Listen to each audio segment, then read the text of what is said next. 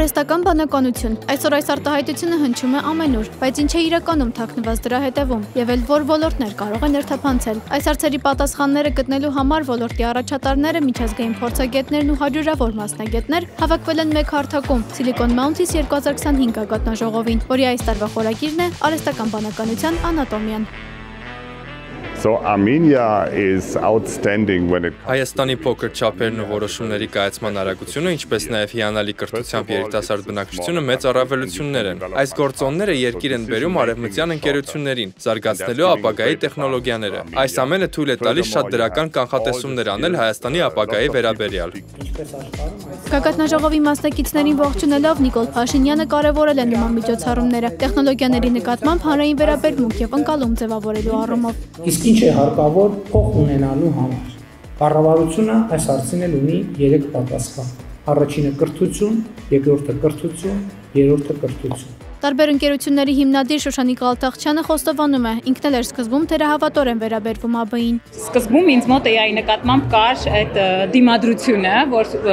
ոչ ոնց որ կան ասպեկտներ, որտեղ AI չպետք է մտնի, բայց ժամանակի հետ գիտակցումը եկավ, որ դա անխուսափելի է եւ այսպես ասած ով ավելի շուտ եւ ավելի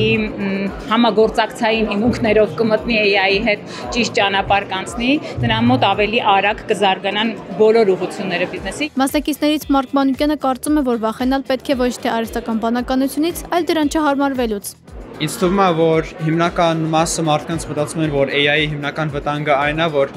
մասնագիտությունների մեծ մասը ինքը կարա տեղափոխի, բայց իրականում իրանք ոչ թե տեղափոխվելու են AI-ով, այլ այն մասնագետներով, ովքեր սովորել են AI-ը եւ սովորել են իր հետ աշխատելը։ Գագաթնաժողովի կազմակերպիչ ՏՀՏ գործադիր տնօրեն Էդուարդ Մուսայելյանի կարծիքով, ԱԲ-ն այսօր ոչ թե ՏՏ ոլորտի նեղ մասնագիտացում է, այլ իրականություն, որ ներթափանցելու է մեր կյանքի բոլոր ոլորտները։ Տարբեր բնագավառներում արհեստական բանականություն կիրառած, օգտագործած եւ արդյունքի հասած մարդկանց պետք է ներգրավեինք։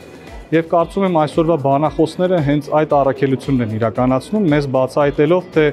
տնտեսության տարբեր ճյուղերում ինչպես է տեխնոլոգիան օգտագործում եւ մասնավորապես արհեստական բանականությունը։ Ցանկացած ընկերություն, որ ապակայի մասին մտածում է, ուզեջ կամ չուզե ինքը ներառելու է արհեստական բանականության գործիքակազմը իր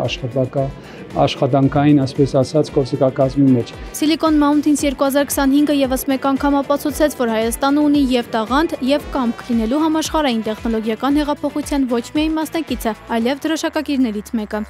Անի Հովհաննիսյան, Լևոն Ոսկանյան, Reopen Media։